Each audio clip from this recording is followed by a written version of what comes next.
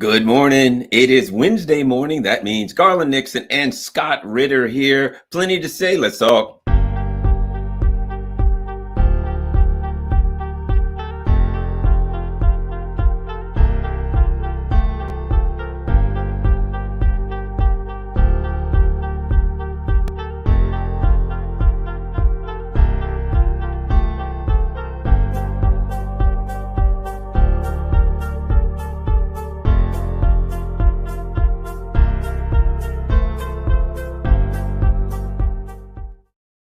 Good morning. I just looked in the comments and somebody put Garland is one of those rare Americans you can't label an asshole never. And I thought about that country song that I love. Were you born an asshole or did you work on it all your life?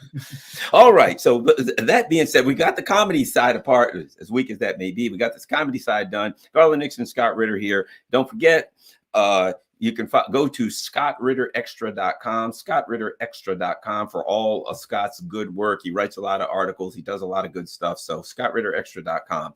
All right, Scott, let us chat. You wrote an article recently, and basically the foundation of it was the deal is done. The fate is sealed for Ukraine. What's the gist of that? Because here's what we hear. They want a frozen conflict. Oh yeah, the Russians are going to buy into that, right? They've had a frozen conflict since 1945. So the frozen conflicts we're hearing, the Ukrainians are going to, they're never going to, this is the thing, they're never going to negotiate with the Russians until such time as the Russians are, lying on their ground, begging for mercy, things of that nature. But Scott Ritter says, Ukraine's, their fate is sealed. What do you mean by that, Scott Ritter? Well, I mean, if we go back in time and look at Imperial Japan, and we look at the Battle of Iwo Jima in early 1945. Nobody was talking at that point in time about a negotiated peace with Japan. Japan, was saying, "We're going to fight you on the beach. We're going to fight you here. We're going to fight you there, everywhere." Ultimately, Japan ended up sending a delegation to USS Missouri, parked in Tokyo Bay on September 2nd, where they signed, terms of their surrender. They were unconditional. Japan didn't get a vote. The war was over. That's Ukraine's fate. The chance for a negotiated settlement has passed. Ukraine had negotiated a settlement back in March of 2022, a settlement that their negotiators had signed off on, one which, by the way, in retrospect, looked like pretty good terms. But, they would have kept Kherson, Zaporizhia. The Donbass would have been independent, but in need of a referendum to decide which way to go. 400,000 Ukrainian soldiers would be alive today. $1 trillion worth of infrastructure would not have been destroyed. Tens of millions of people would not have been displaced. But nope, they caved into Boris Johnson and NATO's insistence that they keep the fight going, and so they did, and now they're paying the price. The price is that Russia will end this conflict at a time and place and under conditions that Russia alone is going to decide. Russia will not be yielding anything to Ukraine or the collective West. We've seen in the lead up to this stories about how the collective West is meeting and talking about, what terms they would be able to offer Russia. Russia ain't in the business of receiving terms from anyone.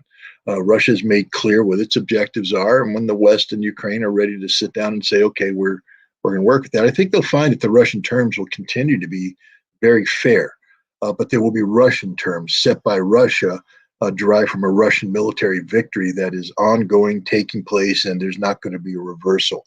For anybody hoping for a frozen conflict to have this thing dragged out, I think battlefield realities are dictating a different outcome. Yeah, and I think, both of us from the very beginning, you looked at it and you said, this is a lopsided matchup. Can they drag it out for a while? Yeah, they can probably drag it out for a while. Yes, but the matchup was lopsided from the very beginning. When I see one nation that is basically a military superpower and the other is being propped up by other countries, you looked at it from the beginning. You tell me, do you see it differently? I thought it would be quicker for this reason. I thought that Russia would expend a lot more power to stomp Ukraine into the ground. In my review of this, I think that Russia could have done a lot more. They held off a lot because they didn't want to crush as much infrastructure and kill as many civilians, I think. I also think that because this is war is a broad spectrum conflict. They had diplomatic things that they were doing with other countries. They had allies they were trying to hold together. And if they blast a bunch of cities, they may lose. You know what I mean? There were a lot of other factors. So I don't think that it was Russia, that it was that they couldn't have caused a lot more damage a lot quicker. But I think strategically and morally, they made a decision of what they want to do. What do you think of that, Scott? No, first of all, we know that that's the case. We know that Russia was pushing for an early negotiated end to this conflict. We know that Russia, up until the very end, was seeking a negotiated end to this conflict.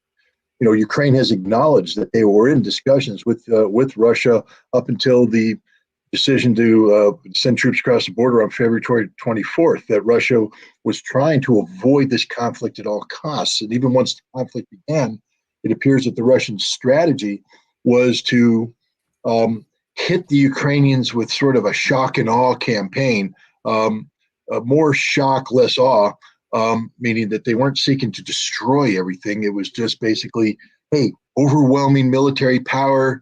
The outlet is right here at the negotiating table.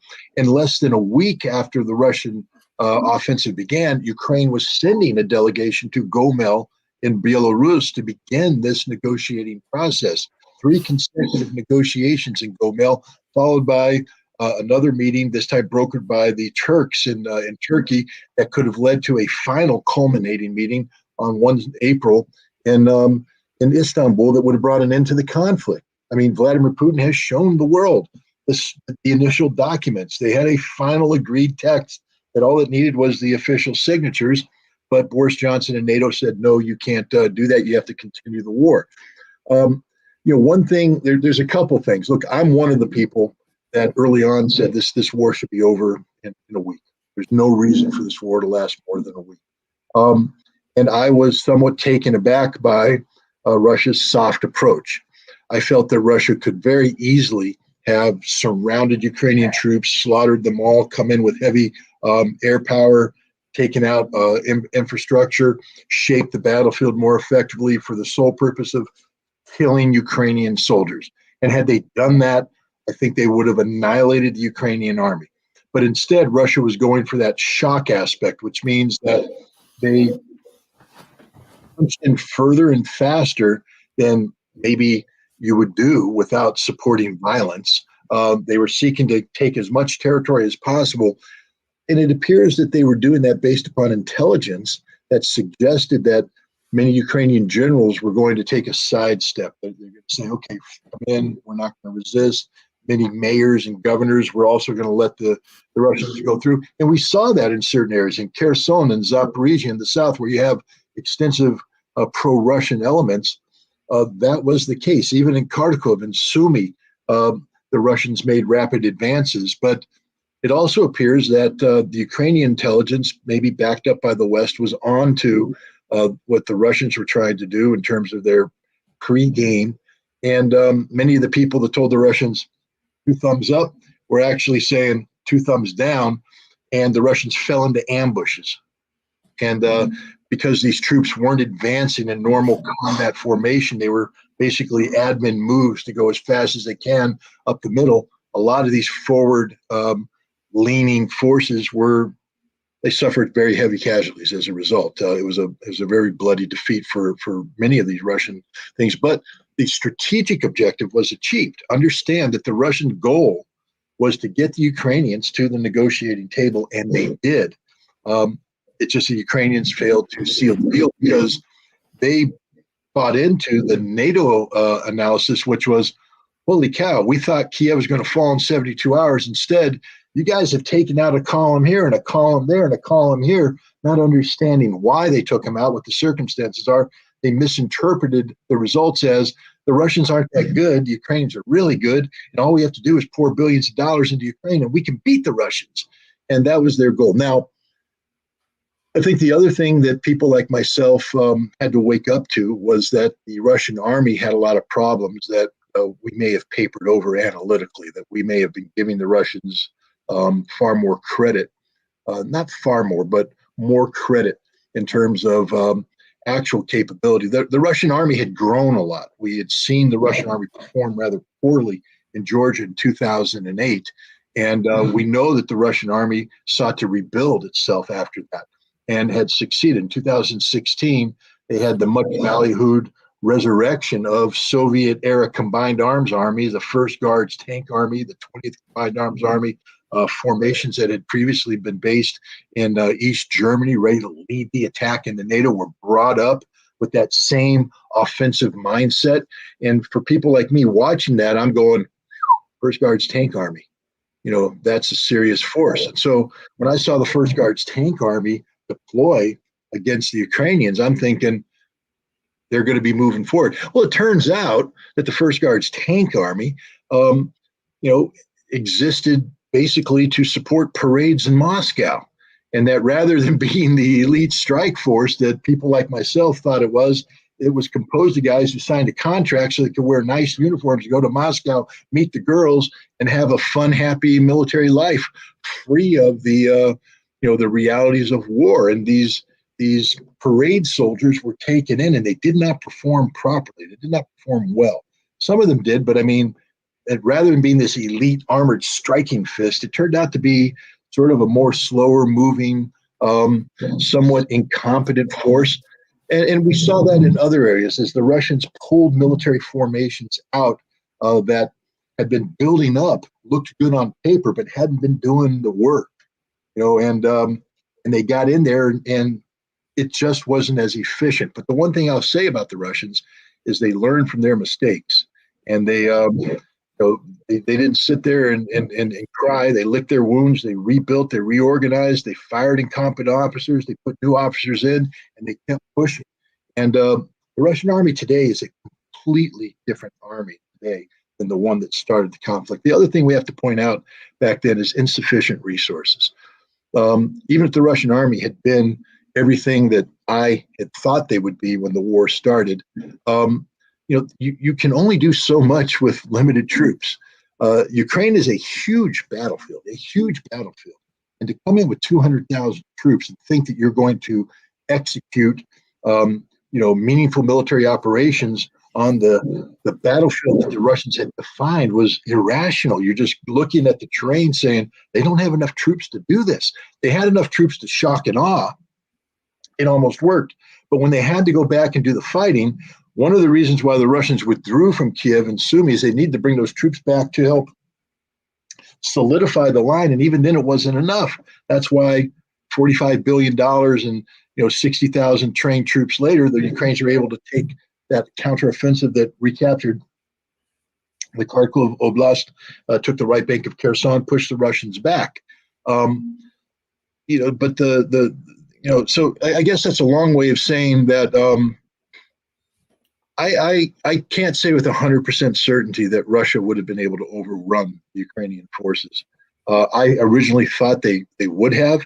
I think in order for them to do that, they would need more troops, because to do it with the troops that they had, it turned out that some of those units weren't as good as everybody thought they would be. And this led to give you an example, one of the units that underperformed was the 58th Combined Arms Army, in particular the 42nd Guards Motorized Rifle Division. It came in and it got its nose bloodied on a number of occasions. One of the regiments lost their regimental commander, lost a deputy, lost some officers, and their morale was sort of shaken, not broken, shaken. And these units received a lot of mobilized soldiers to bring their numbers back up to speed. And they were sent to a so-called quiet sector of the front, a sleepy little village called Robotyno on the Zaporizhia front, where the 291st Regiment, the 75th Regiment, created defensive positions. They were backed up by the 71st Regiment, some Marines, some Special Forces, in this quiet sector, licking their wounds. And NATO took a look at that and said, wow, we got the 291st and the 70th side by side at Robotyno. These guys didn't do so well last spring. They're full of mobilized guys, which we like to believe aren't motivated, aren't trained, going to run. they're going to run at the first gunshot. It's like that old, the Battle of New Orleans. We fired our gun, the British kept coming. We fired once more, and they began a running. So I think they honestly thought this was going to happen. So they designed the attack on the seam of 291st and 70th. They came in and they found a completely different Russian army. And the best way to describe the current Russian army is to talk about the Alyosha tank incident. You saw the video of the mad kamikaze tank going in against the two T-72s and the 6 infantry fighting vehicles, 1 tank against 8, and they beat them all.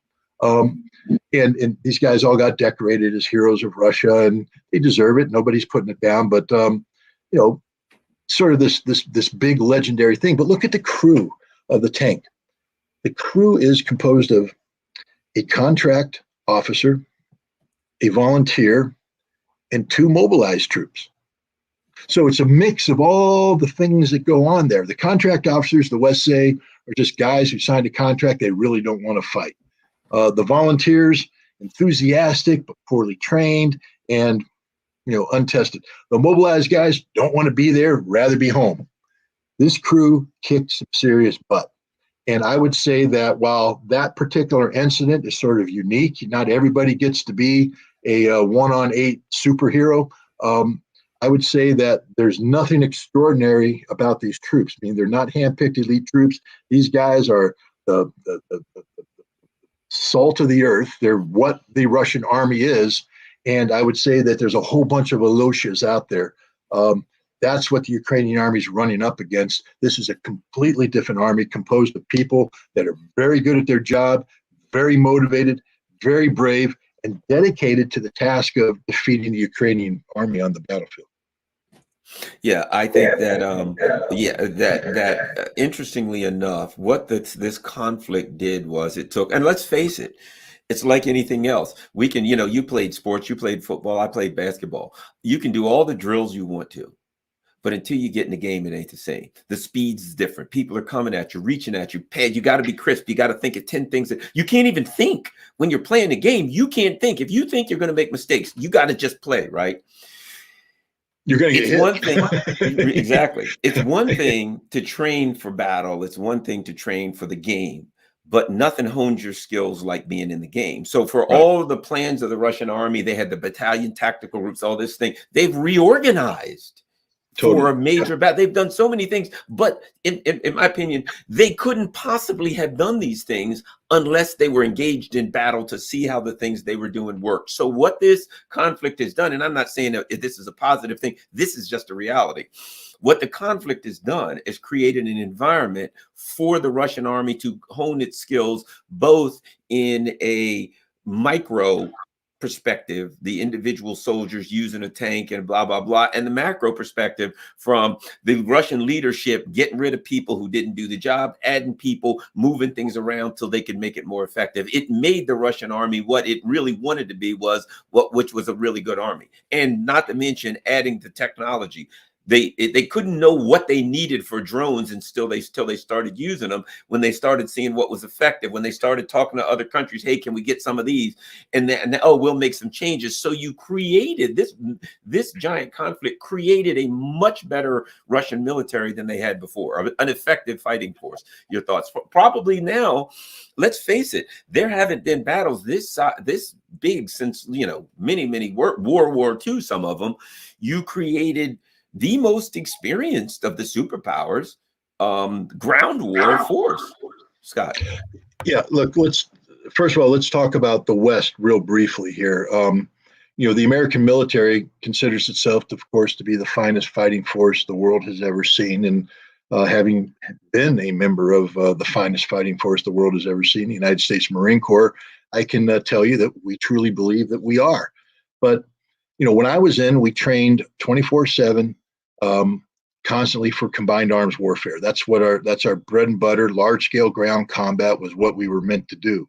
But after 9/11, the U.S. military got a different focus. It became low intensity conflict, counterinsurgency warfare, and every aspect of military, from recruitment to procurement to training to redefining doctrine, was focused on prevailing in that. The last thing we were thinking about collectively as a military was large-scale ground combat in Europe. And you know this too.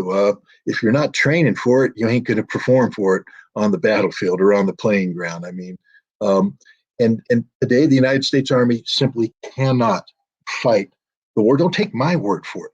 General Cavoli, Christopher Cavoli, the commander of U.S. forces in Europe, has said straight up in a defense forum in Sweden, Sweden or Finland, I think Sweden, in January.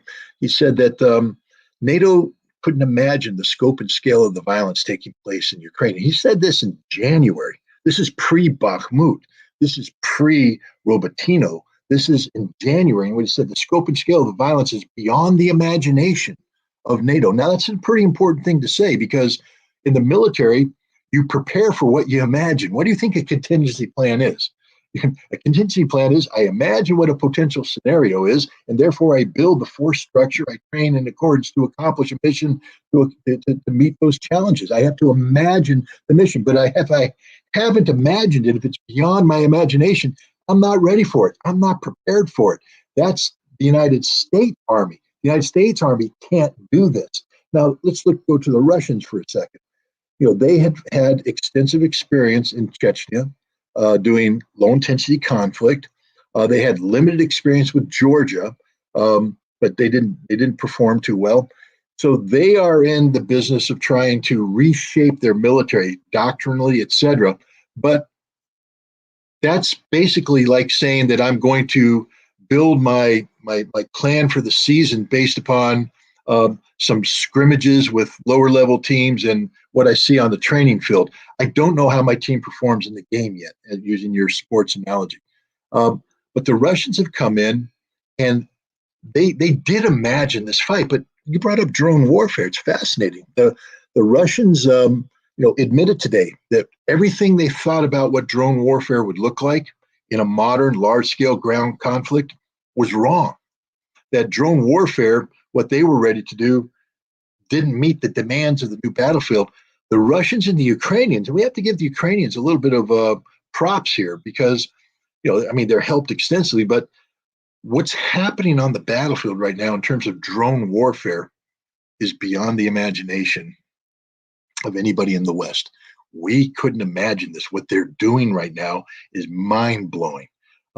We tried to create a family of kamikaze drones, the switchblades, small warheads, insufficient range. What we're finding out is everything we thought would be needed for this weapon is wrong.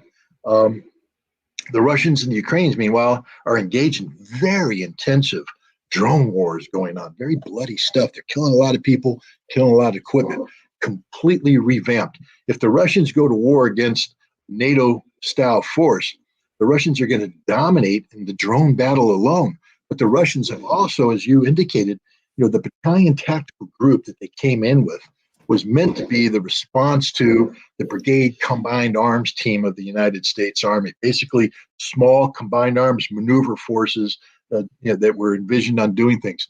Turns out that doesn't work on a modern battlefield. They sort of get taken off the battlefield. So the Russians have just reconfigured the way they're going forward right now in terms of the design. They're going back to sort of a hybrid of what used to be under Soviet times, combined with the battalion tactical group, combined with just the realities of dealing with the Ukrainians in the current tactical situation.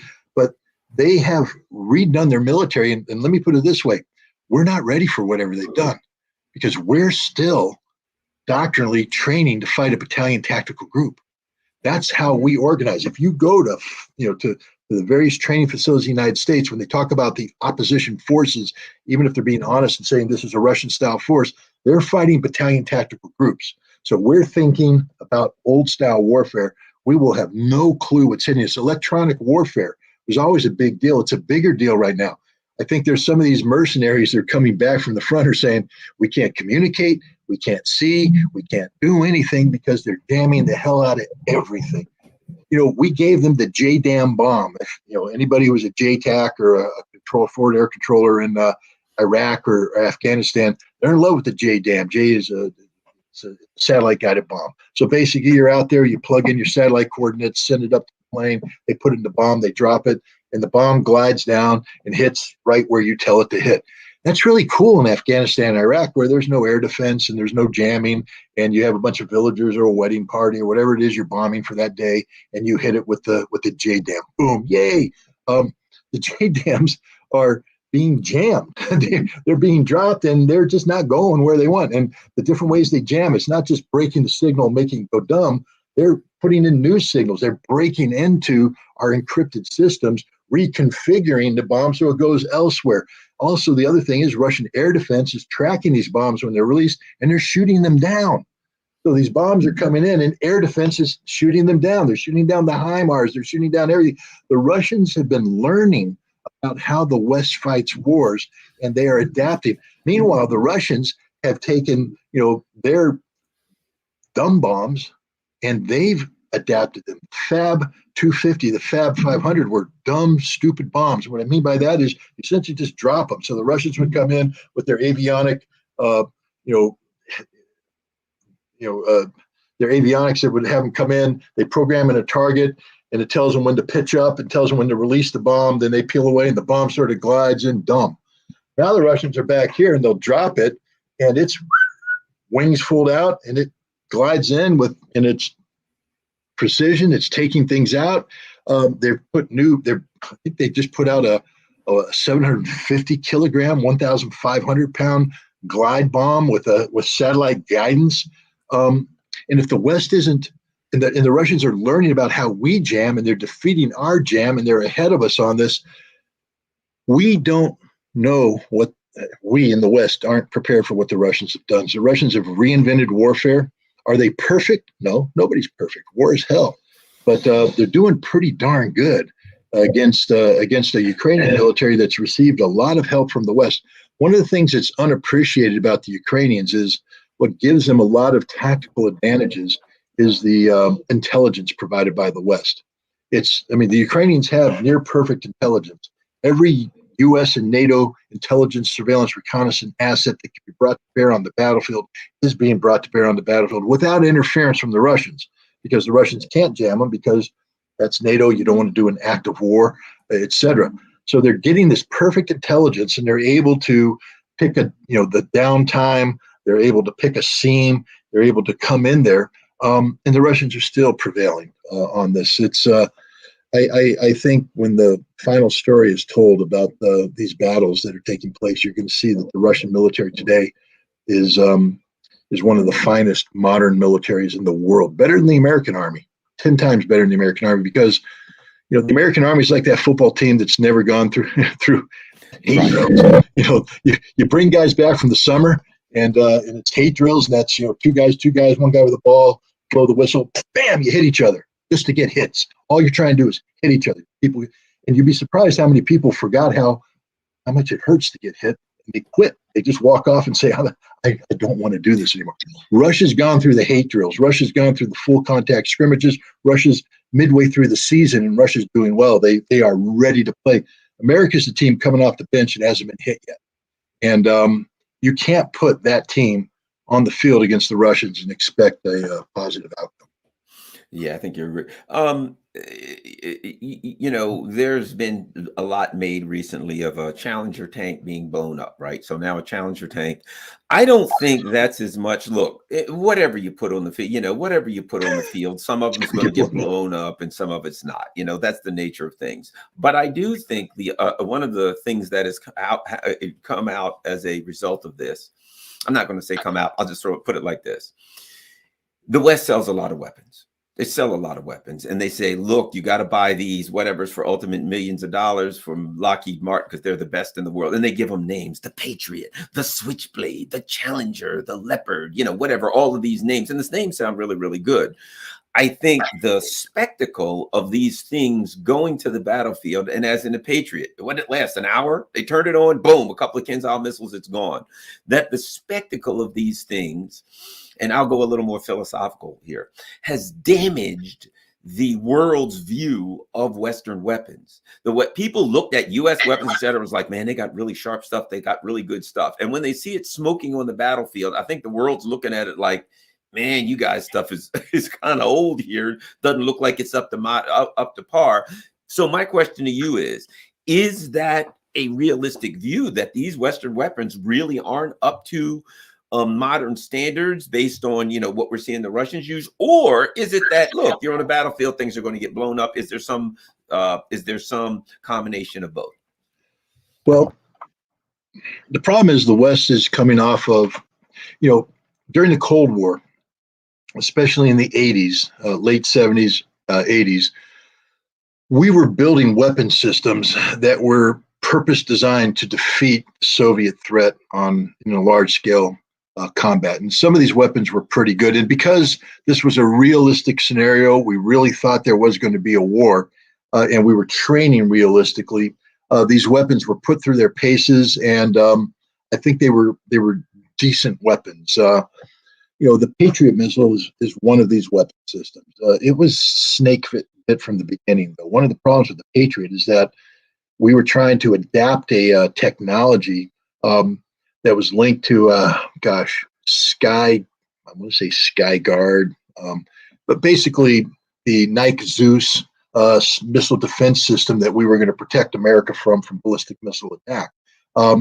It had this computerized system that was automated. And the idea is that once the missile attack comes in, the system takes over, tracks, fires, and all this kind of stuff. And everybody loved that idea. So when the ABM Treaty made the continued development of this system, not going to happen, what they did, typical defense contractor fashion, is they said, we have this technology, let's find a use for it. And so they came up with the Patriot missile system. The Patriot missile system was always based around the idea of an autonomous air defense system that you basically just sit back and go for it, boys, and it fires off. It never really worked. We never really got the solution to it. I can tell you from the Gulf War, on January 17th, there was a Patriot battery outside of Dhahran, Saudi Arabia. They got credit for shooting down a Scud. I mean, they literally gave a guy a Bronze Star medal for shooting down the Scud. There was no Scud fired on that day, not one at all. What happened is there was a glitch in the system, and the system saw. One of the things that was happening is because the Patriot was developed, in theory, but never got practiced, never got tested out. We never tested what would happen if you have an AWACS system over here broadcasting on a certain frequency, and we were doing other jamming with other systems here, and the combination of these signals, what they do to radar signals coming back on the system, and they became a ghost in the machine saying a missile had been fired when no missile had been fired, and the Patriot tracked a non-existent thing, fired it up there, and because nothing would boom on the ground, they went, we got it, baby, we killed it. They gave them medals. Patriots sucked, couldn't do the job. They didn't shoot down a single Scud. I'm just telling you straight up. People say, well, they influenced the system. The damn missile broke up in the air into three parts. You had a warhead with a guidance system strapped on, whirling coming in. So it's like a maneuvering warhead no matter what. You ain't going to hit that. Then you got a main body that's sort of floating there, but you're tracking that, but then you hit the tail section, and the missile didn't hit anything. Well, we influenced it by blowing up in front of it. Look at the slow motion signal. The warhead gone past before the warhead blows up. You didn't influence anything. That war hit where it was going to hit no matter what. Thank God the Scud was inaccurate, but neither in Saudi Arabia or Israel did we shoot down a single Scud. And yet we told the world that Patriot was the greatest. Remember, George Herbert Walker Bush went to Raytheon and said, the Patriot is a Scud killer. The Patriot saved us, kept Israel out of the war, all that kind of stuff. The Patriot didn't work. And it hasn't worked since then. It shot down our own airplanes in the second Gulf War. It couldn't defend the Aramco facilities from drone attacks coming out of Yemen. And now we have this system that we continually upgrade. But the thing about the system is never perfected the automatic mode. During the Gulf War, we had it on automatic mode, and the Iraqis were firing 3 missiles at Riyadh, and we were firing 30 missiles in response, and we were running out of missiles. So they had to go to manual mode, which means now you need a trained operator coming in there, and he's taking over, he's monitoring this stuff. And it took a certain skill set, and even then we didn't hit it. The point I'm trying to get at is the Patriot system that has been deployed to Ukraine doesn't work at all, can't work. the only chance it has to work is if you give it a really, really experienced crew that has been trained in every aspect of it, that can override the automatic features, take over when necessary to do the tasks. The Ukrainians ain't that crew. The Ukrainians got the basic sit down here, turn on here, pop, pop, pop, and let it go automatic. And what the Russians have done is they've come in and they tickle the system. I mean, they come in with the first thing, get the radar to go off. They come in with the second missile, it fires the third. And so suddenly as the target comes in closer, the system goes into override and pickles everything. And you've seen the video as they come in. They fired like 30 missiles at one time. And that was it. And then boom, radar's taken out. The Patriot sucks. That's the reality. Every system we've given Ukrainians suck because they don't know how to use it. Look, ANTPQ-36 radar.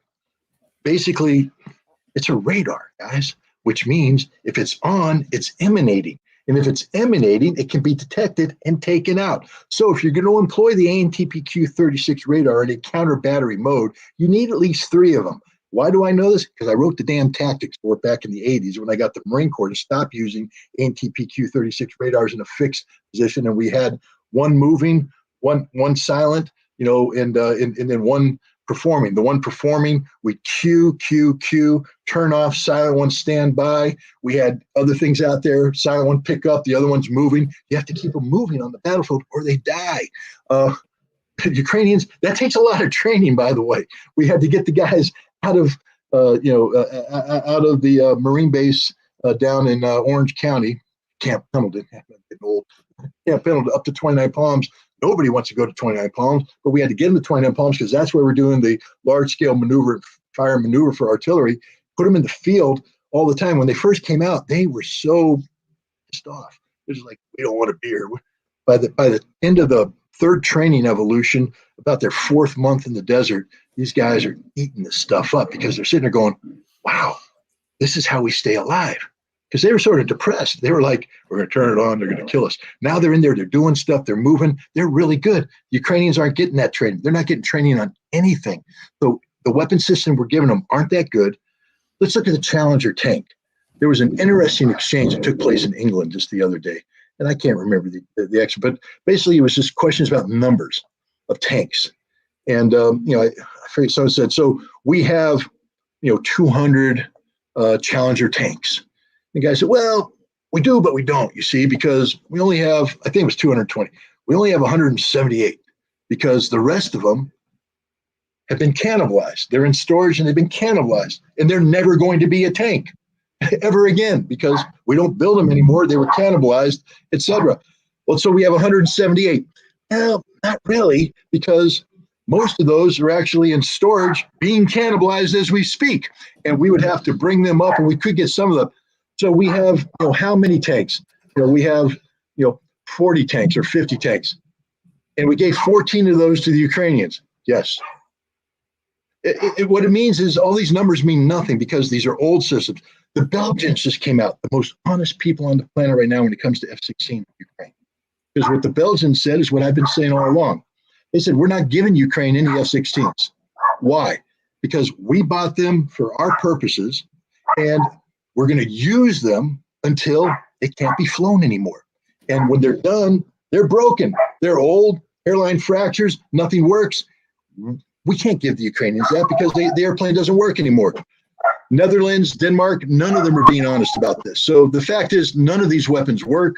They're all old, they're all decrepit, and there's no new stuff out there to give them. Yeah, I think you're right.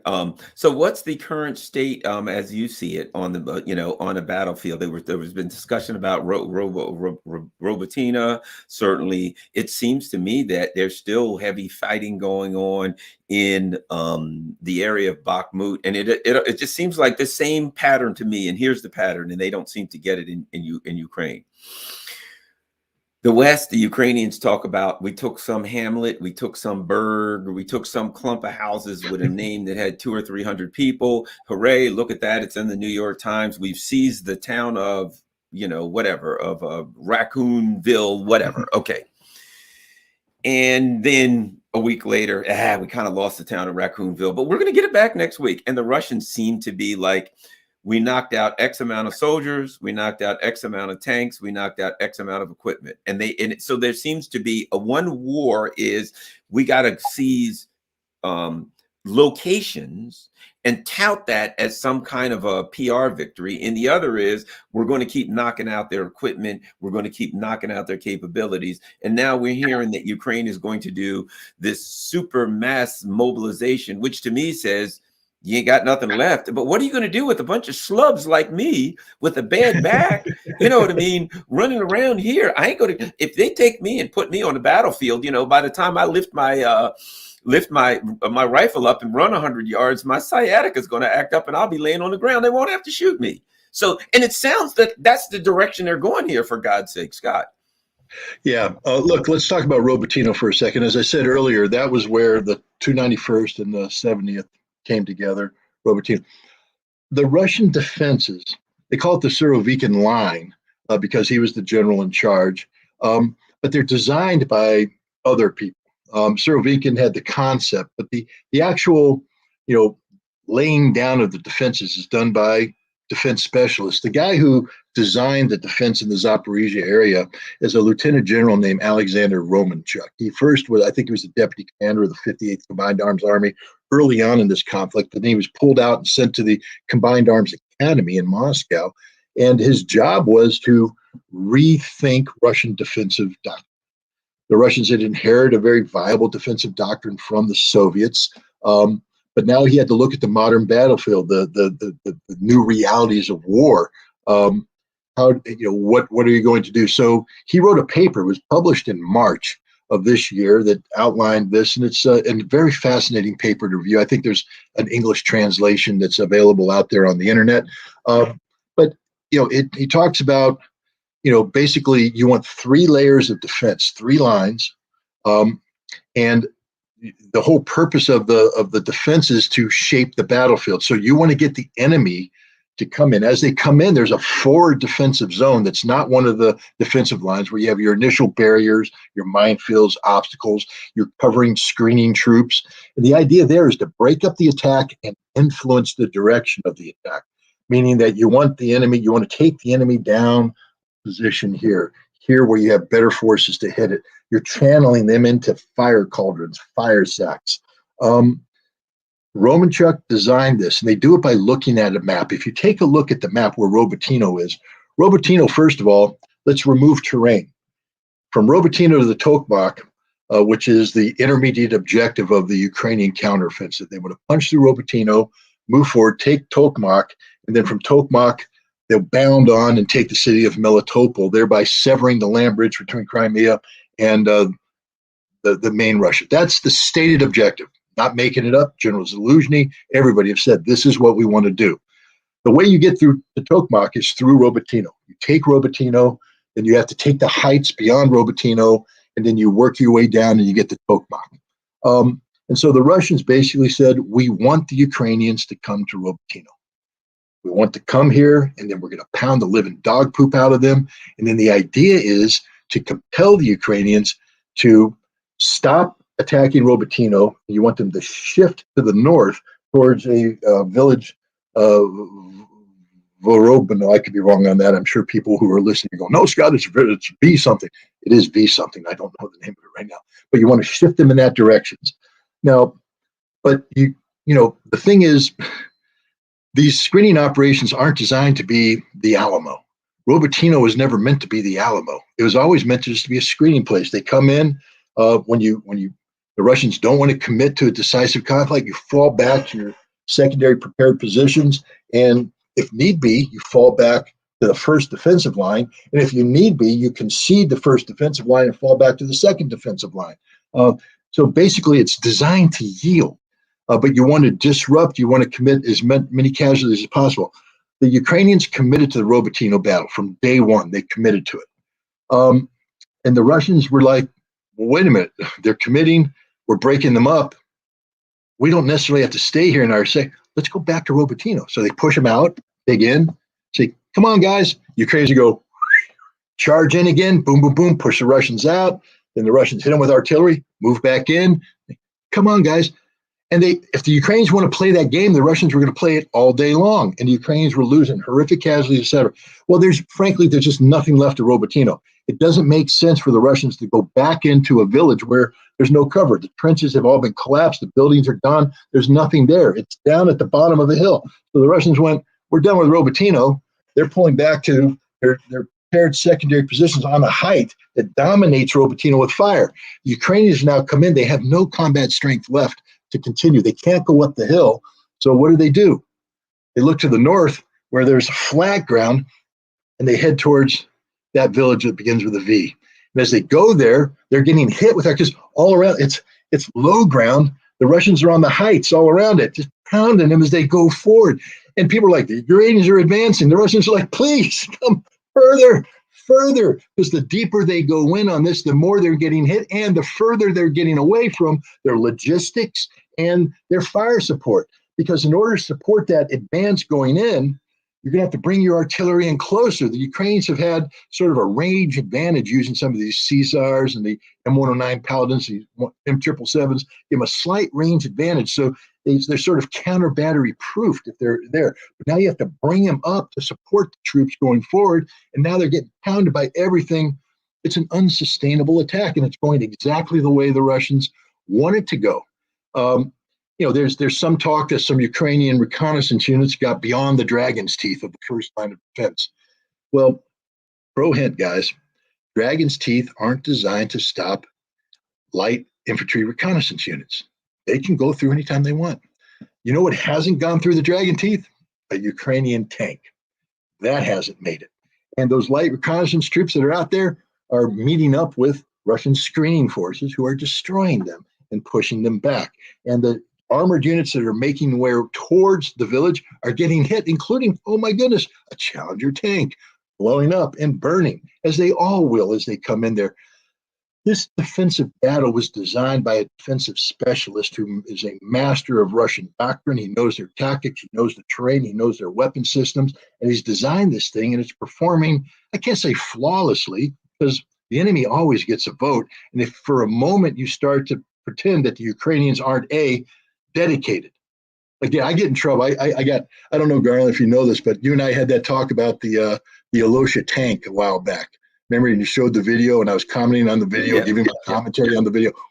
Man, I got slaughtered by the Russians out there. Why are you defending the Ukrainians? Why are you saying this, promoting Ukraine? I'm like, dude, I'm not defending the Ukrainians. I'm just a military guy saying it takes a level of courage to do what they're doing. I mean, I'm not saying that they're fighting for the right cause. I don't know what the ideology of these people are, but unless you've been there, well, you know what that reminds me of, Scott?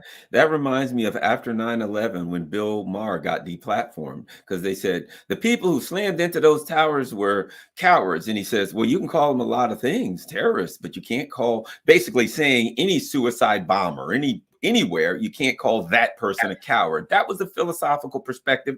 I mean, he's just saying they ain't a coward, and they deplatformed him because he was just making a comment that was a valid comment. Hey, you might not like him. He's a terrorist. You can call him all kind of evil guys, but you can't say he's a coward.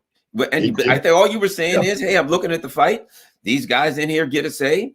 They fight pretty good too, and blah, blah, blah. And there's just a lot of people emotionally never want to hear someone say, the guys that I don't like can fight pretty good too. Well, look, there's a couple things. One, the German army, I think everybody agrees by January 1945, the Germans had lost the war. Even the Germans admit they had lost the war. And that the Russian army was superior in every way, shape, and form. Some of the bloodiest battles of the Second World War on the Eastern Front were fought from January 1945 on, because this defeated German army still had some fight left in it. And if you give them an opportunity, they will punch back. They will hurt you, and they did. The battle for Berlin was one of the bloodiest battles of the war. The capture of Prague, the campaign around Prague, cost the Russians tens of thousands of lives. So that's my whole point about the Ukrainians, is even as they're losing on the battlefield, if you don't respect the fact that these guys can't punch, and if that punch connects, it will hurt, you're in trouble. But here's the thing. In order to punch effectively, you got to have training. You got to have a lot of physical fitness. You brought up something very important. You talked about yourself, and I'm in the same boat. No matter what you and I once were in our lives, we ain't that anymore. Okay. And, I prove that every time I go on a basketball court. I think that I can do A, B, and C, and I end up doing X, Y, and Z because what's in here ain't reflective of what's going on here. But, combat is a young man's game. It requires a whole bunch of endurance, It requires intense training that only a young man's body can handle. And it has to be repetitive training because, as you said, once the game's on, you can't sit there and say, was it page 6 of the playbook or page 7? It's execute something now or you're going to get slaughtered. That kind of thing. And the German army during World War II was well-trained army, and a lot of those troops that were fighting in 1945 were still professional soldiers capable of executing. But as they got closer to Berlin, these well-trained troops were getting killed, captured, wounded off the battlefield. And so the Germans start mobilizing what they call the Volkssturm. And these are the young kids, these are the old men, these are the enfeebled people, people with disabilities that otherwise would have disqualified them. And the Volkssturm sucked. If you read the histories of the Battle of Berlin, when they put the Volkssturm into combat, these kids and these old men didn't know what they were doing. It got in the way of the professionals. They're just getting killed. They're creating gaps in the line.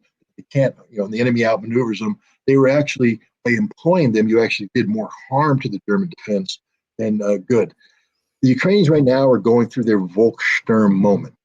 They're going down and they're starting to recruit 17, 16-year-old kids. I'm sure they're pulling some 15-year-olds off the streets. They got a 71-year-old dude in Germany right now getting trained, 71 years old. I think I can take that guy. I think I can take the 71-year-old guy. That'd be about, I could deal with him. And they got a bunch of 60-year-old guys. We fall into that category. And it's just not the thing. You can't do it at this age. You can't. And when you're young, you're just not mature enough.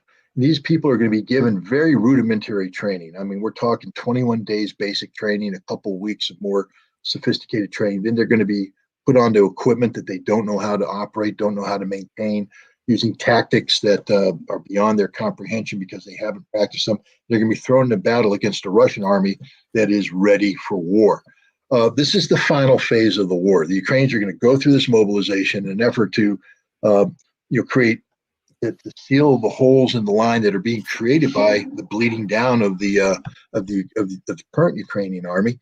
And once they get slaughtered, then we get into that collapse mode that we talked about. And I think we're coming close to the collapse mode now. I think up north and near Kupiansk, we're starting to see, some fractures in Ukrainian combat cohesion up there. Once this current counteroffensive is terminated, and I mean that in the worst way of the word, and the 82nd Air Landing Brigade is taken out, and the 47th is taken out, and the 67th, the 33rd, all these elite units are all going to be dead. I think you're going to see the Russians begin that pressure, putting that pressure, advancing, and you're going to see the collapse of the Ukrainian army.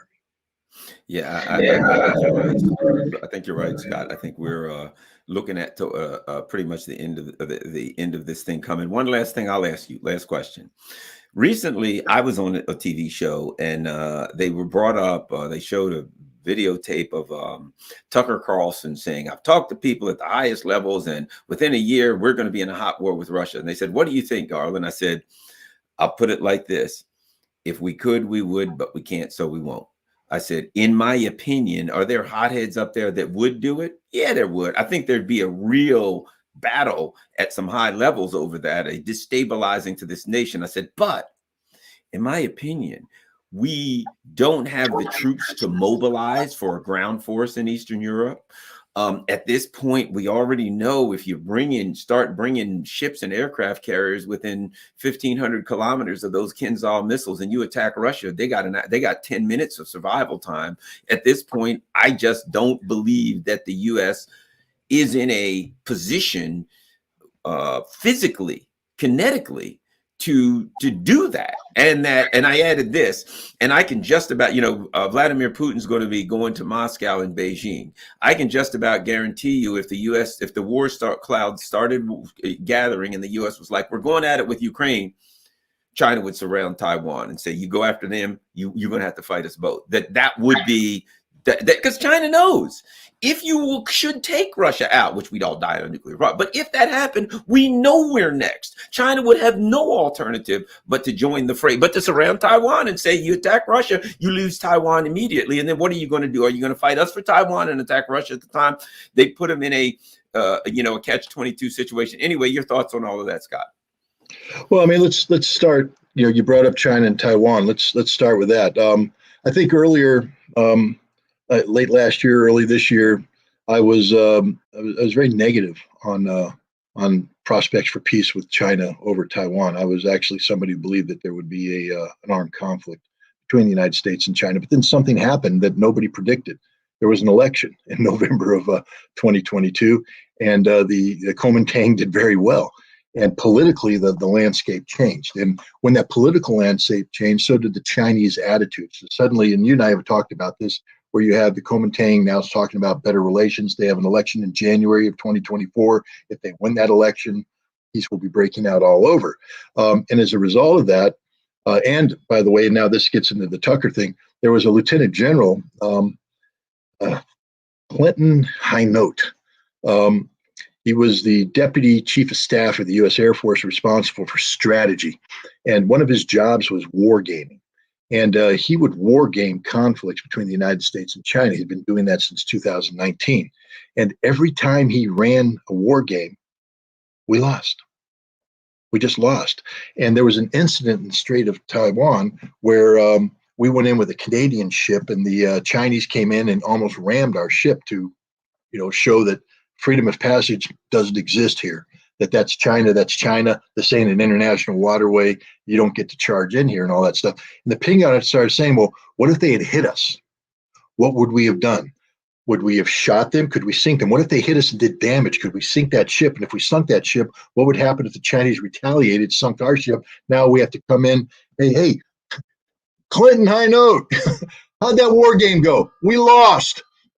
Is there any way that we won? Nope. We lost them all, everything, no matter what iteration you did, anything, we lose them all. If we start a military conflict with China, the inevitable result is we're going to lose. And on his way out before his retirement, he briefed this to the Pentagon and to the White House. And this is why Tony Blinken went to China in July, to crawl on his knees to begin a process of toning things down. Because we can't win a war against China. We can't, and the generals know that. Now let's go to Tucker Carlson.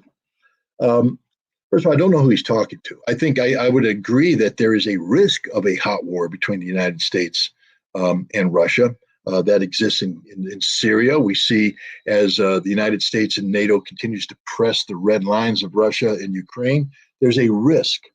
But he said with certainty there's going to be a hot war. Here's the thing. In the Pentagon, there is at least one lieutenant general or general, the equivalent of Clinton Hainout, who's looking at Ukraine.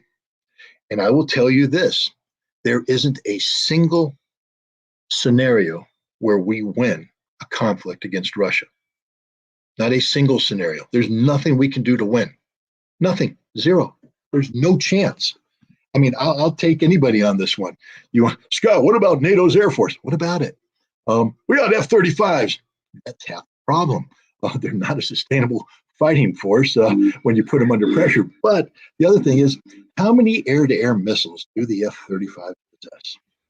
What is the survivability rate of the E-3 AWACS aircraft as they go up?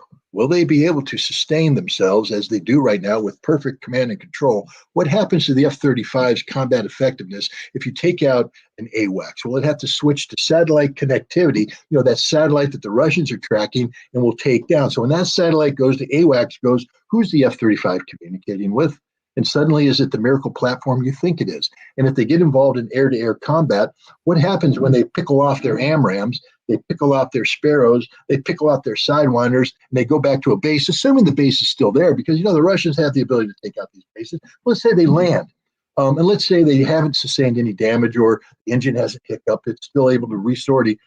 But do they have enough air-to-air missiles? And the answer is no, we don't have enough air-to-air missiles because for the last 20 years, we haven't been preparing for this conflict. We've been producing enough air-to-air missiles for training and for a presence to win a short conflict, not to win a long conflict. That's just the Air Force, which isn't going to work because we've never trained against an integrated air defense system of the complexity and sophistication of the Russians. We don't know how to do that, and we're going to fail when we try, because we always fail when we first try something like that. That's just the Air Force, the one that everybody thinks is going to turn the tide. What about the Army? We don't have enough troops, end of story. We don't have enough tanks, end of story. We don't have the logistics. We don't have the ammunition. Look at our artillery pieces. Come on, all you guys out there, you're pretty good at Google. Go ahead and Google what a brigade combat team, a mechanized brigade combat team, how many artillery pieces does a brigade have? And so, you're going to take a battalion of paladins, 18, and they're suddenly going to be able to go up against 10,000 Russian artillery pieces? Now, we can make it 36 paladins if we bring in 2 brigades. That's 10,000 troops. Let's double it. Let's go to 72, 4 brigades. You can't go much beyond 4, ladies and gentlemen, because we don't have them. Okay, we don't have them. They can't be deployed. And 72 paladins ain't doing nothing. We gave the Ukrainians 120 plus M777s. Most of them are gone. We gave them a lot of M109s. They're gone. We gave them a lot of Caesars. They're gone. They're running out of stuff, guys, because this is a high-intensity conflict. We don't have the ability to sustain this, and the Pentagon knows this. So that's why I take umbrage with Tucker Carlson when he said there's going to be a hot war. No, Tucker, there isn't. There isn't. But here's the most dangerous thing Tucker says. He says, I can allow him to he was told something, so he's repeating it. Yeah. But the next thing he said, so therefore, we have to clean up the war powers authorities so that we can win this. And there's the danger. He's thinking that if we simply make Congress more efficient in freeing up war powers capability, that we can actually beat the Russians on the battlefield. Pro tip, Tucker, even if you did everything you wanted to do, you do know that our army hasn't trained to fight this kind of war. We don't know how to do it. We don't do core size level evolutions anymore, except on paper. This would now be reality. Tucker, we can't beat them. I'm just telling you straight up, Tucker, it ain't going to happen. And you were grossly irresponsible in insinuating that it could happen. What you should be saying, Tucker, is parroting what Clinton High Note said, which is there ain't a scenario out there where in a war game where we win against Russia. So therefore, rather than talking about the possibility of conflict, we should be doing everything possible to prevent that conflict. Now, if you want to prepare for that conflict, that's another thing. But then start preparing. Give us the money, give the military the money to go into the field and put 6 to 8 months a year training in the field, live fire, maneuver. That costs a lot of money. Get the manpower up so that we're not a 6,000 deficit in our recruiting, and we have people who aren't eating pizza all the time, fat bodies who only know how to do Game Boys. We need real men who have been eating raw meat their entire life, who've been snarling while they're playing football on the ground, because that's what you need in combat, people. I'm not being sexist. I'm not being anything. I'm just stating the straight up fact. Look at Ukraine. Look what's on the ground in Ukraine. These are real men. They're not muscle-bound special operators, but these are real men who are sleep-deprived, hungry, wet, cold, and you're not going to take some mama's boy out of the basement where he's been playing PC computer games and make him that. America needs to start recruiting the right people for the job we want them to do, or else we're not going to win the next war. Well, the other part, I think, is this. Meanwhile, you got to have a broader perspective because BRICS is coming together. Africa, they're moving away, they're they're throwing the French out. There's, you have an economic issue where even if we think about the issue of military, the economic flow of the world is moving in a direction where the dollar's going to crash, we ain't even going to be able to put a fire engine on the street in Schenectady. You know what I mean? The direction we're going, much less an F-35 somewhere else. We're moving to a point where we got fires in Hawaii, and they're like, yeah, we'll give these poor schleps, their kids burnt up, their whole town burned down. They get $700. Meanwhile, 25 billion goes to Lockheed, and that's just the money. You know, as we know, this is a money laundering operation. They're not even trying to build good weapons. They're not trying to build effective things. They're filling their filthy pockets. I don't even think we have a system now. It's so corrupt. I don't think we have the system now that if they wanted to, that they could effectively put that together, because they're so worried about misgendering a soldier. They're so worried about, making sure their father, their brother, or their son gets his fair share and his cut out of whatever money's going. Our system is so corrupt right now. I think we need to be focusing on trying to get this economy, trying to get, jobs, things for everyday people, because our country's, that's the other side. Our country's falling apart. You get the last word. Well, I mean, you hit it on the head there.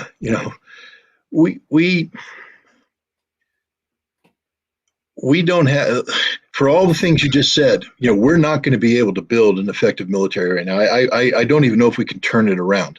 What we've done is the military can never be a mirror image of the society it defends, especially a progressive society. And I'm not coming down on a progressive society. This is the United States of America, land of the free, home of the brave. But the free people get to decide how they define themselves. So if we want to be a nation that's very diverse, very progressive, and all that kind of stuff, that's the nation we're going to be, because the will of the people says so. But the military that defends that nation can't be the military capable of defending that nation if it's also diverse and all this kind of stuff. The military has to be the most lethal fighting force on the planet. It has to be dedicated to one thing and one thing only, and that's closing with and destroying the enemy through firepower and maneuver. And you need a special kind of person to do that. And you can't pull that person out of a society that's not geared in that direction.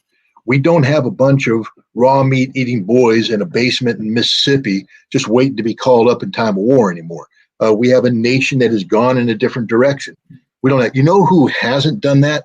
And again, I'm not saying that their way is better than our way, but the Russians are very consistent in saying we are traditional Christian family values with traditional home structures, and they do raise a bunch of meat-eating boys who, if necessary, can be brought up and mobilized. And not only that, their military has learned all the mistakes.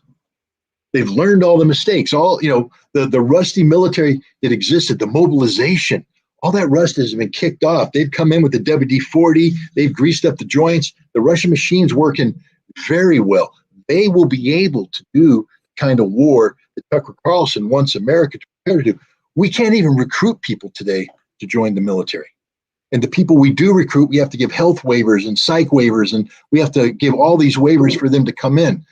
We are in trouble, America. We are in deep, deep trouble.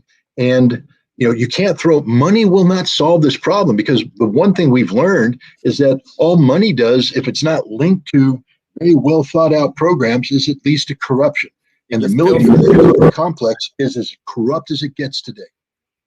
Yep. Well, thanks a lot, Scott Ritter. Certainly appreciate it. People are making comments that, that we need a diverse fighting force. Here's what I think Scott and I mean. Look, I love football. NFL starts this week, right? And you play whoever, the Giants, right? My best friend played football, played professional football and college football, right? When we were I remember he was in college, he was benching 465.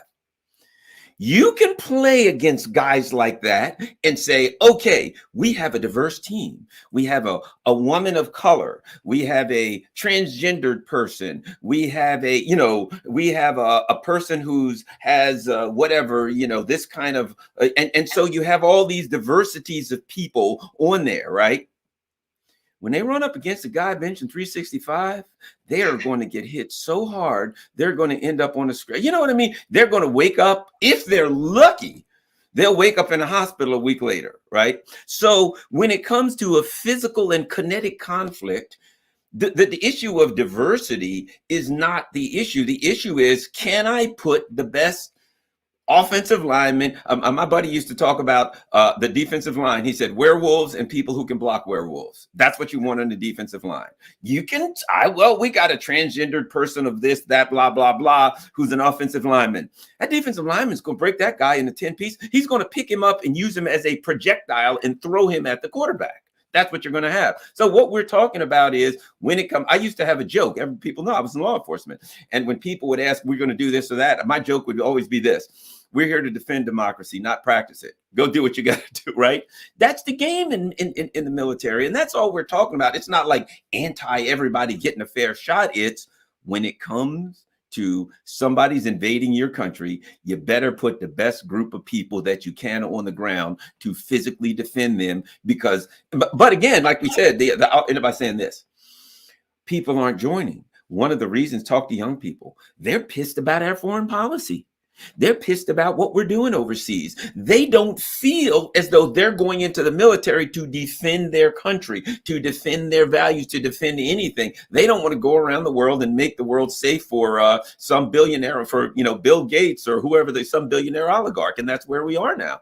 But at any rate, Scott, everybody go to ScottRitterExtra.com. That's ScottRitterExtra.com. Don't forget, Scott does hard work. He needs people to, contribute. He's got to feed the family. He's got to eat. He's got to do all of those kinds of things. So when you go to ScottRitterExtra.com, there are options there for you to donate and help keep the Scott Ritter train chugging along, saying, I think I can. I think I can. Scott Ritter, thanks a lot. And I'll talk to you again soon.